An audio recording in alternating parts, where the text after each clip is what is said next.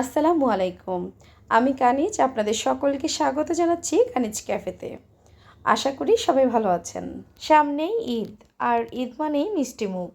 ঈদের সকালে রাজকীয় স্বাদের একটি শাহী পায়েস না হলে ঈদটাই যেন অসম্পূর্ণ থেকে যায়। তাই আজ আমি আপনাদের জন্য নিয়ে এলাম একদম সহজ পদ্ধতিতে ঘরোয়া উপকরণে তৈরি ঈদ স্পেশাল শাহী পায়েস। অনেকে অভিযোগ করেন পায়েস রান্নায় অনেক সময় লাগে বা চাল সিদ্ধ হতে চায় না। আজকের ভিডিওতে আমি এমন কিছু টিপস শেয়ার করব যা দেখলে যে কেউ পারফেক্ট পায়েস তৈরি করতে পারবেন। তাহলে চলুন মূল রেসিপিটি দেখে নেই।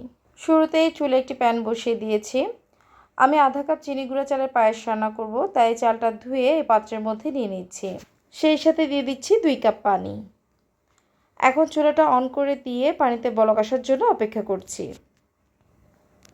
তো দেখতেই পারছেন পানিতে বলক এসে গেছে। এখন চুলার আঁচ মিডিয়াম করে দিয়ে এই পানির মধ্যে চালগুলোকে সিদ্ধ করে নেব। এভাবে আগেই সিদ্ধ করে নিলে চালটা একদম নরম হয়ে যায়, আর দুধের মধ্যে দিলে খুব দ্রুত ঘন হয়ে যায়।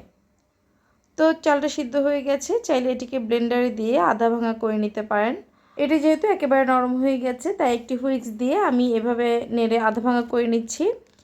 তো যতটুকু হয়েছে ততটুকুই যথেষ্ট, আর না করলেও সমস্যা নেই, এর জন্য স্বাদে কোনো হেরফের হবে না।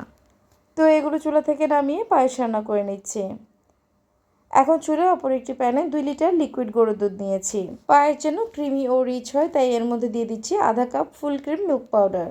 দুধ নর্মাল টেম্পারেচারে থাকা অবস্থাতেই গুঁড়া দুধ খুব ভালো করে নেড়েচেড়ে মিশিয়ে নিচ্ছি।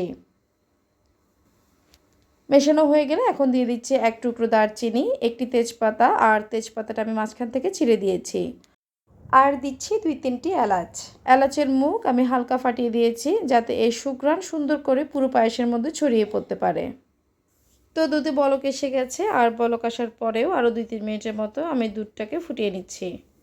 শুরুতেই যে চাল সিদ্ধ করে রেখেছিলাম সেগুলো এখন এই দুধের মধ্যে দিয়ে দিচ্ছি। এগুলো এখন দলা পেকে আছে মনে হলেও একটু নাড়াচাড়া করলে খুব দ্রুত দুধের সাথে মিশে যাবে। চাইলে আবারও একটু হুইস্ক দিয়ে নেড়েচেড়ে মিশিয়ে নিতে পারেন। এখন চুলার মাঝারি আঁচে পায়েসটা রান্না করে নেব। একটু পরপর নেড়েচেড়ে দিতে হবে, তা না হলে নিচে লেগে পড়তে পারে। তো বেশ কিছুক্ষণ রান্না করে নেওয়ার পর পায়েস যখন হালকা ঘন হয়ে আসবে, তখন এর মধ্যে দিয়ে দিচ্ছি চিনি। আর চিনি দিয়ে দিচ্ছি 1 কাপের চেয়ে কিছুটা কম।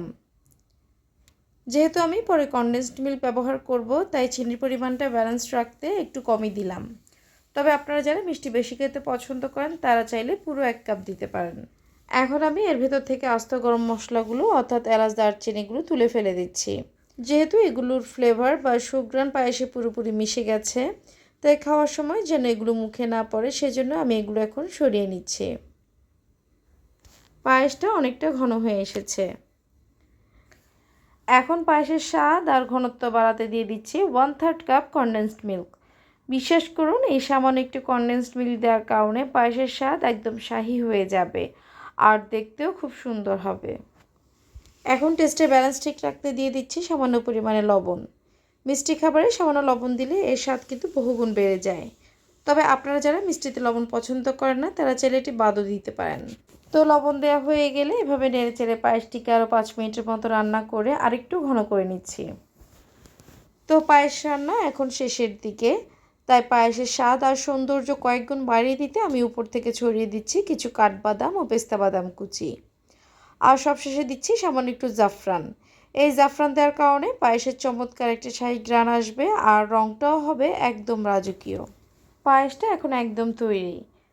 দেখুন, এর ঘনত্বটা ঠিক এরকম থাকা অবস্থায় আমি চুলা থেকে নামিয়ে নিচ্ছি, কারণ পায়েস ঠান্ডা হওয়ার পর আরও অনেকটা ঘন হয়ে যাবে। তাই খুব বেশি শুকিয়ে ফেলবেন না, ঠিক এরকম ক্রিমি টেক্সচার থাকা অবস্থাতে নামিয়ে নিতে হবে। চুলা থেকে নামিয়ে আমি পায়েসটা একটি সার্ভিং ডিশে বেড়ে নিচ্ছি।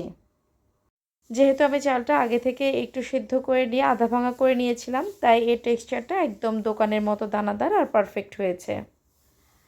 এখন গার্নিশিংয়ের জন্য ছড়িয়ে দিচ্ছি কিছু কাঠবাদাম ও পেস্তা বাদাম কুচি, কিশমিশ, আর দিচ্ছি খুব সামান্য পরিমাণে জাফরান।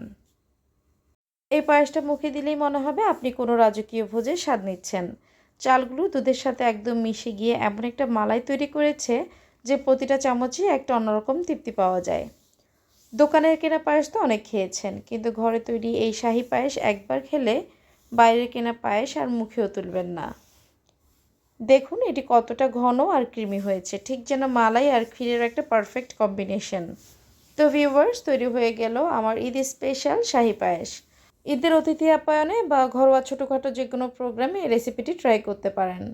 আমার আজকের এই রেসিপিটি এবং ছোট ছোট টিপসগুলো যদি ভালো লেগে থাকে তাহলে অবশ্যই ভিডিওটিতে একটি লাইক দিবেন এবং আমার চ্যানেলটি সাবস্ক্রাইব করে আমার পাশে থাকবেন। আপনাদের সাপোর্টই আমার এগিয়ে যাওয়ার সাহস। সবাই ভালো থাকবেন, সুস্থ থাকবেন। আল্লাহ হাফেজ।